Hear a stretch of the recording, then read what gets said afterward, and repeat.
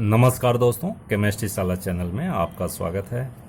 आज का मेरा यह video structure of atom class 11 and sub topic is line spectrum of hydrogen atom. तो दोस्तों, इसके पहले वाले वीडियो में आपने देखा था एटॉमिक स्पेक्ट्रा, और एटॉमिक स्पेक्ट्रा में क्या होता है, एटम होते हैं। तो इसमें भी हाइड्रोजन एटम का स्पेक्ट्रा होगा, तो that is atomic spectra. And atomic spectra is of two types. पहला पढ़ा absorption spectra and emission spectra. ठीक है दोस्तों, तो इसमें भी जो है हाइड्रोजन के केस में हम देखेंगे कि इनका इमिशन स्पेक्ट्रा, हाइड्रोजन का इमिशन स्पेक्ट्रा किस तरह का आता है, क्या आता है। वो लाइंस जो होते हैं, spectral lines represents a particular wave number, ये सारी चीज़ हमें देखना है।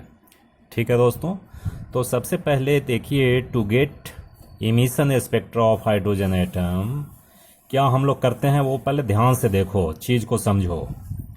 ये देखो, हाइड्रोजन को हम कुछ एनर्जी देते हैं। हाइड्रोजन एनर्जी को डिस्चार्ज ट्यूब लगा दिया, discharge tube, and hydrogen is filled up in that, और इसमें हम एनर्जी प्रोवाइड कर सकते हैं। ठीक है, तो एनर्जी प्रोवाइड करेंगे तो क्या होगा भाई, एटम गेट्स एक्साइटेड, है ना। हाइड्रोजन एटम जो हैं गेट एक्साइट हो जाएंगे।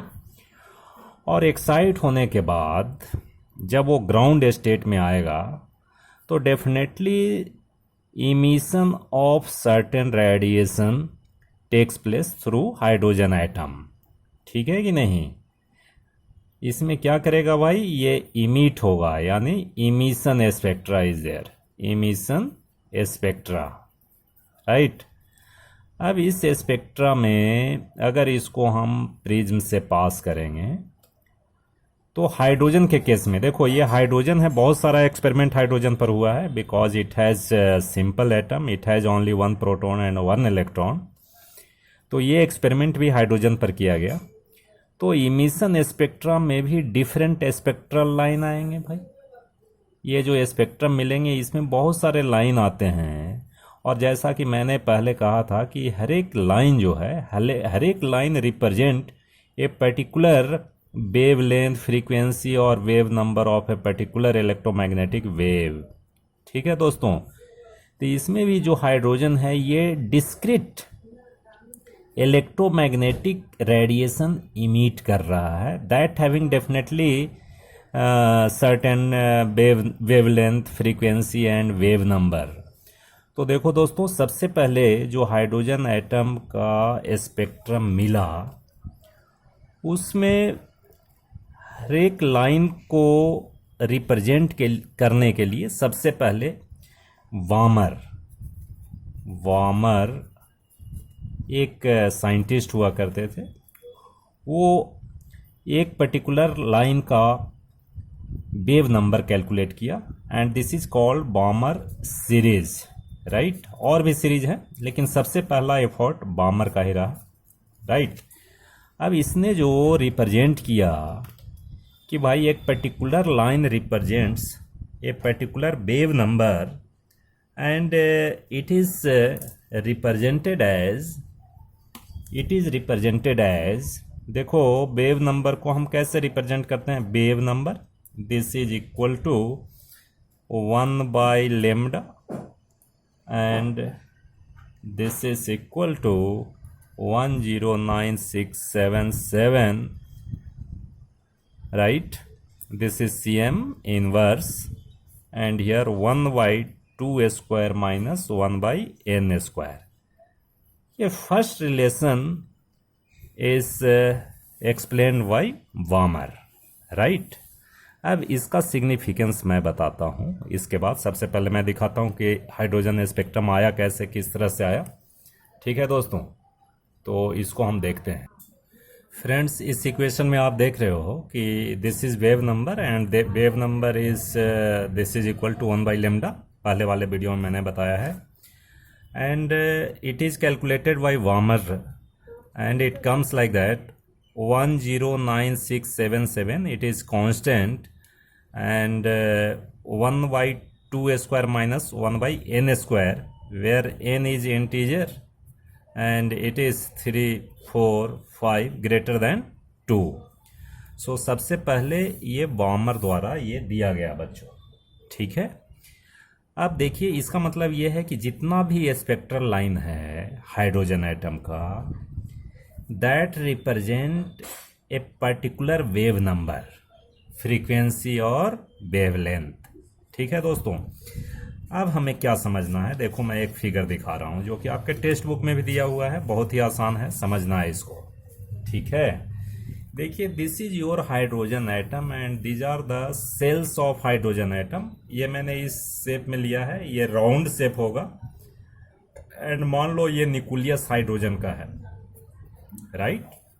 And this is your first shell, n equal to 1, n equal to 2, 3, 4, 5, 6 up to infinity. देखो कभी कंफ्यूजन में नहीं रहना कि हाइड्रोजन में तो केवल एक ही सेल होते हैं, तो बच्चों कोई भी एटम में number of shells are infinite and energy of infinite shell is equal to 0, ठीक है दोस्तों। और धीरे धीरे नीचे आओगे, फर्स्ट सेल की एनर्जी सबसे कम होती है, उसके बाद second shell, third shell, fourth shell, जो कि आप आगे पढ़ेंगे क्वांटम नंबर में, ठीक है दोस्तों। अब देखो मैंने क्या कहा था कि हाइड्रोजन एटम में डिस्चार्ज पास करते हैं जी, एनर्जी देते हैं, तो एटम गेट्स एक्साइटेड, और एक्साइट होने के बाद क्या होएगा दोस्तों कि वो जब ग्राउंड स्टेट में लौटेगा, नहीं तो सर्टेन इमिशन इज देयर। तो इमिट कहाँ से लाइट होंगे, रेडिएशन कहाँ से इमिट होंगे, हाइड्रोजन एटम से होंगे, एंड उसका जो स्पेक्ट्रम मिलेगा that is your line spectrum. And line spectrum में क्या होएगा ये देखना है कि भाई हर एक line represent a particular wave number and it is first observe by Balmer. तो इसी तरह से और भी साइंटिस्ट का एफर्ट इसमें रहा और उन्होंने बहुत सारे लाइन का वेव नंबर कैलकुलेट किया। So first one is your Lyman series. Lyman series, अब देखिए कि अगर हम मान लो कि कोई इंटरेक्ट कर रहे हैं रेडिएशन से, तो हो सकता है कि कुछ एब्जॉर्प्शन यूवी रेडिएशन का हुआ होगा। अब जो इलेक्ट्रॉन एक्साइट हो गए, देखो इलेक्ट्रॉन सभी एक्साइट हो गए, है ना, हायर एनर्जी लेवल में एक्साइट हो गए। अब वो ग्राउंड स्टेट में आएंगे तो डेफिनेटली दैट एमिट्स रेडिएशन, ये रेडिएशन निकालेगा भाई एच न्यू। और इसका अगर हम स्पेक्ट्रम लेते हैं that passes through prism and you will get line spectra.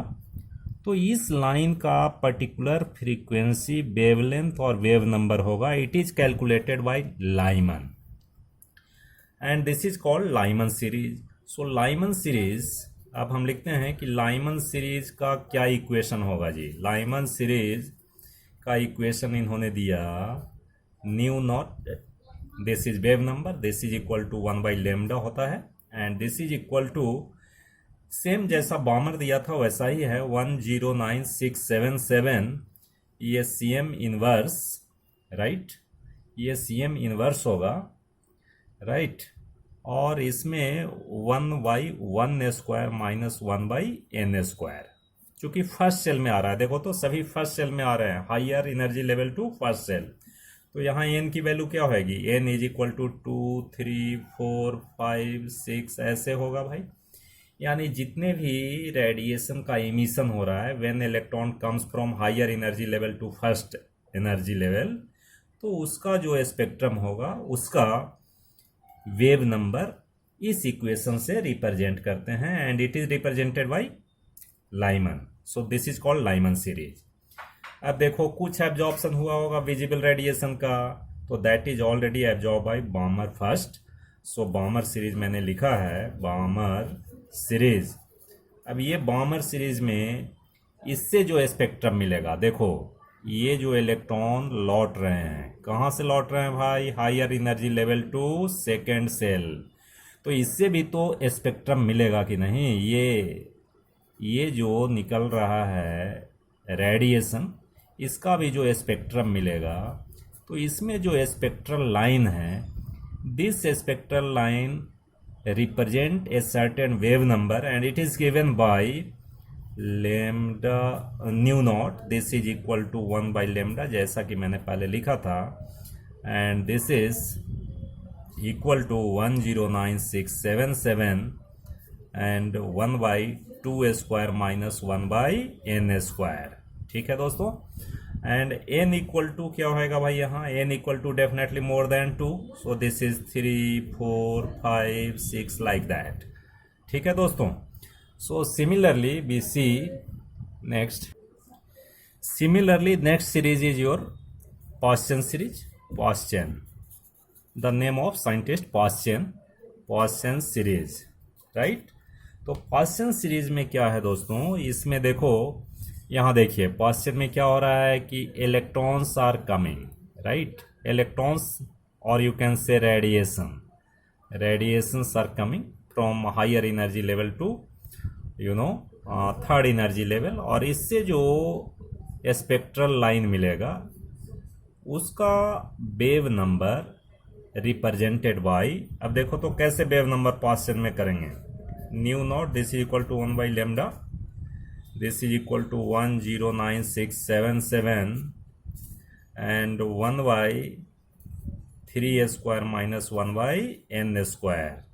ठीक है जी, अब यहाँ n इक्वल टू क्या होगा, 4 5 6 7, और इसका जो इमिशन होता है it comes under infrared radiation. So similarly Brackett series also there, Brackett series, तो ब्रैकेट सीरीज में भी क्या हो जाएगा भाई, this is 1 by lambda, this is equal to 1 by 9677 CM inverse, right, and 1 by 4 square minus 1 by n square. यहाँ n की value क्या होएगी, 5 होएगी, 6 7 ऐसा होगा, more than 4। Now Pfund में देखो, पी फंड में क्या होएगा भाई, तो nu naught is equal to 1 by lambda, 1 by lambda is equal to 109677 CM inverse 1 by 5 square minus 1 by n square. ठीक है दोस्तों, अब देखिए इसको, these all equations are similar, जितने भी इक्वेशन देख रहे हो सभी सिमिलर नहीं है, एक जैसे हैं ना, तो इसका हम एक जनरल फॉर्म लिखते हैं। तो general form of wave number, general form of wave numbers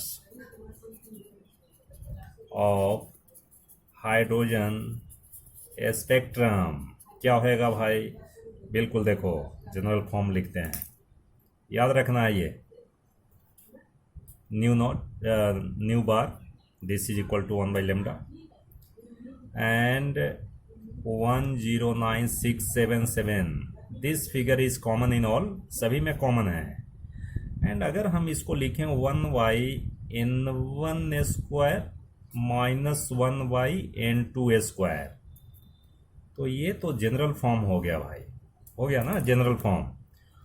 और n2 क्या होना चाहिए, n2 जो है, n2 की वैल्यू क्या होगी भाई, तो n2 की वैल्यू जो होगी n1 से तो बड़ा होगा ना, तो n1 प्लस 1 हो सकता है, n1 प्लस 2 हो सकता है, n1 प्लस 3 हो सकता है, and so on, right. So इस तरह से ये जो इक्वेशन मिला, it's very important equation is there, and और इसको हम थोड़ा जनरलाइज करते हैं कि this constant number 109677, this is called Rydberg constant, इसको हम रेडबर्ग कांस्टेंट के नाम से जानते हैं, राइट।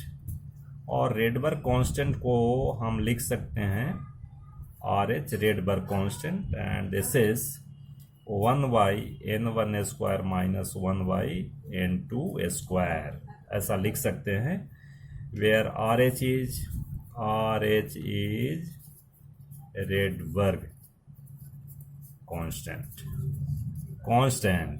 right?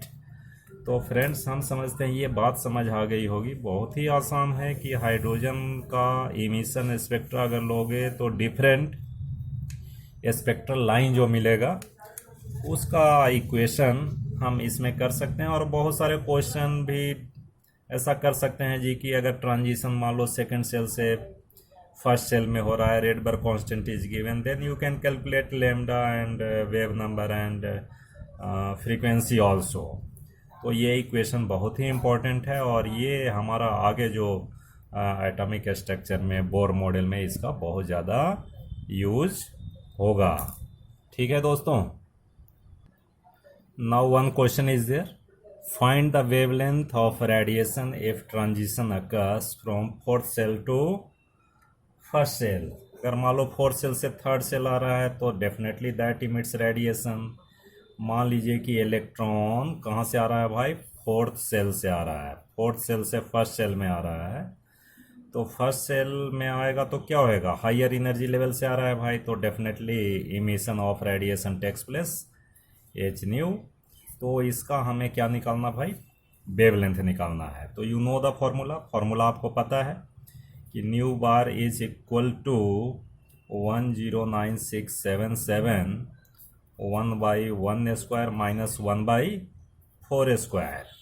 और nu bar is equal to आप लिख सकते हो 1/9677 into this is 1/1 and this is 1/16। बहुत सिंपल है, इस तरह से आप कैलकुलेट कीजिएगा 109677 and this is you take LCM 16 minus 1, this is 15 और nu bar is equal to 109677 into 15/16। तो लेमडा क्या हो जाएगा जी, lambda it's reciprocal of wave number, तो न्यू बार कर लीजिए और this is equal to 16/109677 into 15। ये हो जाएगा आपका मीटर में आएगा भाई आंसर। अगर सेंटीमीटर है ये तो सीएम में आएगा, सीएम में आ जाएगा आंसर आपका। ठीक है, इसको आप कैलकुलेट कर लीजिएगा और समझ आ जाएगा। तो हम समझते हैं ये सारी बात आपको समझ आई होगी। अगर नहीं समझ आए तो आप कमेंट सेक्शन में लिखिए। वीडियो अच्छा लगे तो सब्सक्राइब कीजिए, लाइक कीजिए, शेयर कीजिए। बहुत बहुत धन्यवाद।